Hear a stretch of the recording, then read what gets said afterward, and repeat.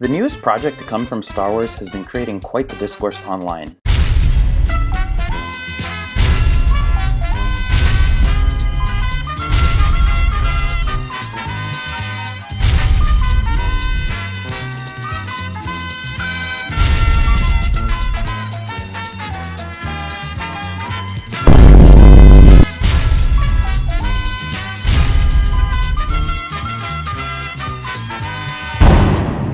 And sadly, not for good reasons. That show is The Acolyte. Budgeted at an insane $180 million, which for comparison, Obi-Wan was only $90 million. Good job. The Acolyte is set 100 years before The Phantom Menace, during the waning days of the High Republic era. Warning, this video will go into full spoilers. I'm going to start by saying that I really wanted to like the show. I really wanted to. I was genuinely one of the few people who's actually looking forward to it. From its announcement to the unveiling of the cast and the trailer, I was super on board. Sadly, the writing is just really bad. I give you you, and you give me me. A few moments later. I won't let you leave. You can't go. We're stuck here now. It's not up to you. You can't stop me. Yes, I can. I'll kill you. Where the hell did that come from? What's going on here? My opinion has nothing to do with politics, so if you spin this into me being a bigot, that's on you. That kind of discourse has never been around in Star Wars before, but now certain opinions will label you toxic. Gotta love the internet. Plus, it's become very clear online that if you don't share the same positive opinion as the rest of the Star Wars community, you will be labeled as being hateful or a grifter. Many of these so-called fans claim to preach positivity, yet will use the most vile insults in the pursuit of what they feel is a righteous crusade. In reality, it's really turning into either you agree with us or you're just cast aside. The story follows, and I'm going to use their full names, twin sisters Varosha and Mayo Anastasia, who aren't actually twins but the same person split into two bodies. Extremely powerful in the Force, they are created by witches Mother Anastasia and Mother Coral by manipulating the thread, a variation in the teachings of the Force. Mother Anastasia says the thread is not a weapon. The thread is not a power you wield. Then proceeds to use it as a weapon in the following scene. Your enemies will not warn you before they attack! You can't make this up. A group of Jedi arrive on the planet to investigate what they feel is a vergence of the Force, using metal detectors apparently. They ultimately find the twins Osha and May. Feeling a strong connection to them after literally staring at them for a few minutes, Jedi Master Sol is compelled to train them. He feels he must save them from the Coven, as he fears it is not a safe environment for them. The show attempts to make the Jedi look bad by having them interfere with the Coven's affairs, but the writing doesn't help the witches either, as they're shown to be kinda sinister. One of the most frustrating things is that the characters contradict themselves so much that it makes their motivations not even believable. In the same episode, Torben, who's homesick, constantly whines about wanting to return to Coruscant. Yeah, very disciplined and Jedi-like. And I want to go home to Coruscant. I know, but we're on a mission. We've been here for 7 weeks. Brendock is thriving. So there's some plants here. Big deal. Shut up, bitch! The Jedi all enter the Coven's borders. They are immediately met with disdain by the witches. Anastasia even uses dark side magic to possess and torture Torben. After previously telling Sol that they cannot go in, Indara, played by Carrie-Anne Moss, casually changes her mind and tells the witches, You cannot deny that Jedi have the right to test potential Padawans. With your permission, of course.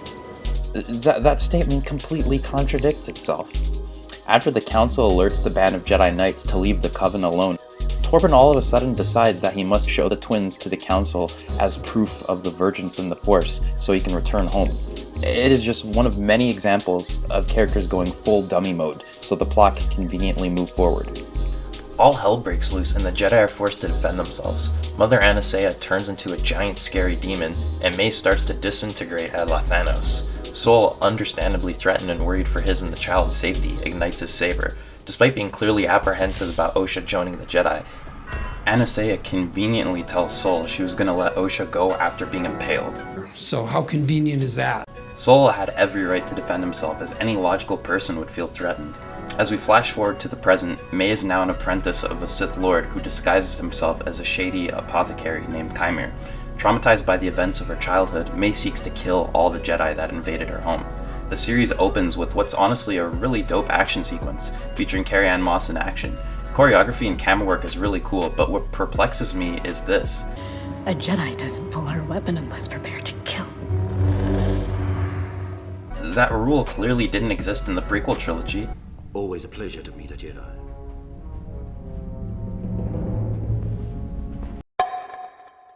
Soon after.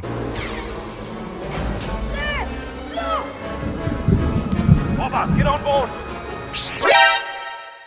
So uncivilized. I can understand this rule if it's someone innocent, but if you're fighting an opponent, weapon or not, you have the right to kill in self-defense. Sadly, this becomes a recurring theme. You attack me while my back is turned? Not very Jedi of you. I am altering the deal. Pray I don't alter it any further. Upon returning to her master, Chimera gives this really goofy monologue to May, and like many of the lines in the show, it makes no sense. The Jedi live in a dream they believe everyone shares. If you attack a Jedi with a weapon, you will fail. Huh?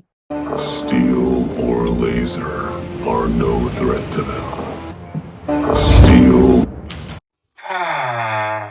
But an acolyte kills without a weapon. Without a weapon.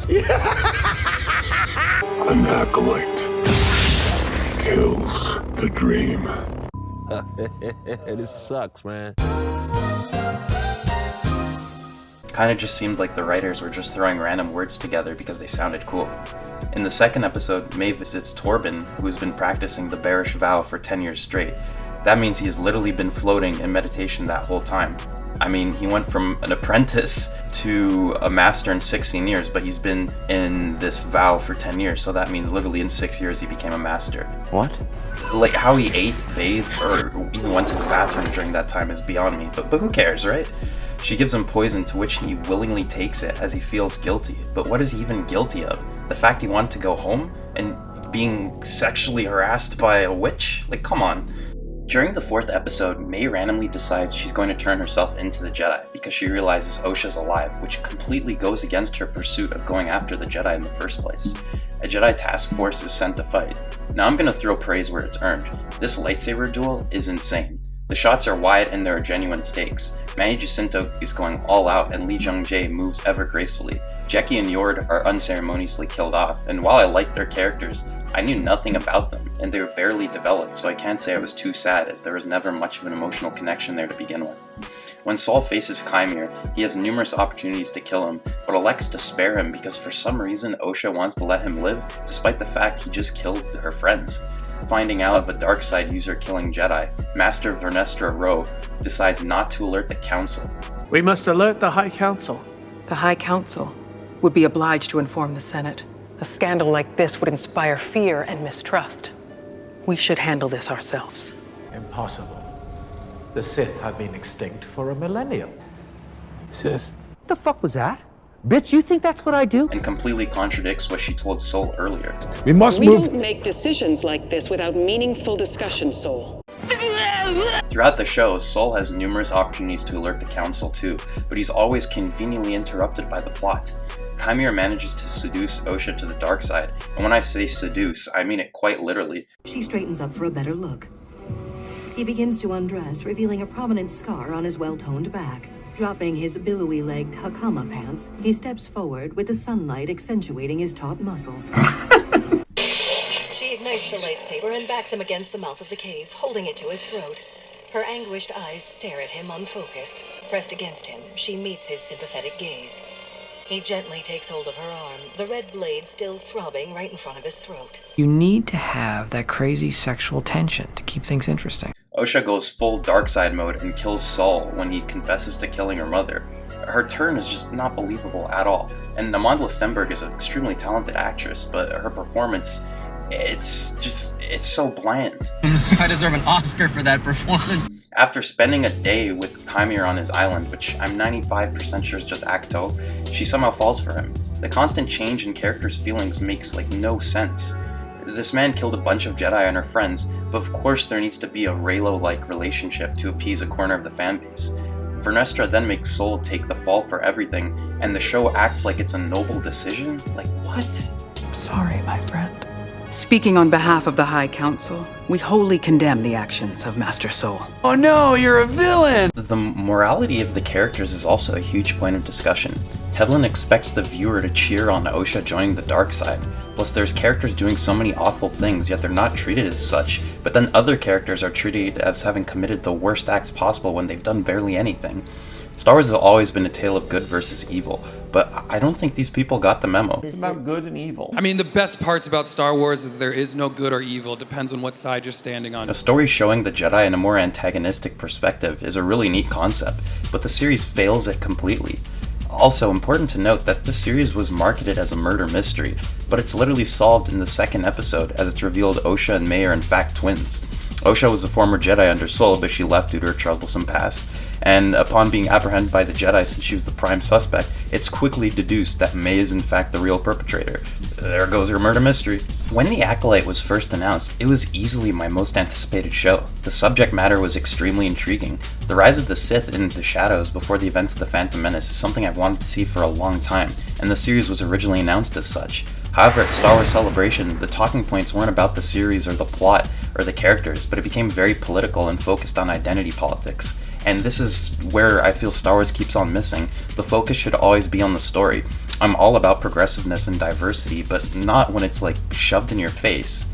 Star Wars is very like patriarchal, so it was kind of cool to have like this sort of woman-centered figure. You serious? Are you serious right now? The idea that Star Wars has always been patriarchal is insane, especially when Princess Leia was at the forefront from the very beginning. Based on many interviews, it is very clear that Leslie Hedlund is a big Star Wars fan. She knows some deep lore. I mean, we got some cool deep cuts like Cortosis and the first live-action Cellcat. But sadly, that knowledge didn't help the writing at all. It is just downright horrendous. And I'm not disparaging Leslie, because I'm sure she's really nice, but a lot of the times, the script feels like it's from a rushed first draft. Plus, key-jangling cameos of Darth Plagueis and Yoda was just a weird move. Their place in the story feels so odd, as they have zero connection to it and its characters. They simply appear for the sake of fanservice, and I don't mind fanservice as long as it's in service of the plot. All in all, The Acolyte was a massive disappointment. I was excited for it at one point, but like most of these Disney Plus shows, I just forget about it in the coming weeks.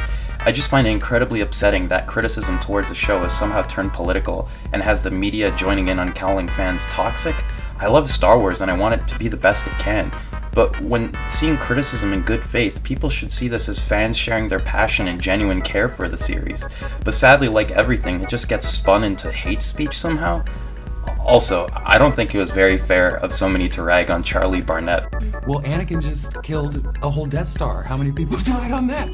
Darth Vader is such a bad person. It's very clear, and it's very well established from those actions. But if you can't look and see that Anakin blowing up the Death Star... What did you say? Possibly killed millions and millions of people. I'm gonna get in trouble for saying this right now. You should just shut up. Luke Skywalker, I'm sorry, I'm too casual with that. For saying Anakin blew up the Death Star when Harrison Ford exists. Are you looking forward to watching a Han Solo movie as a fan? Not really.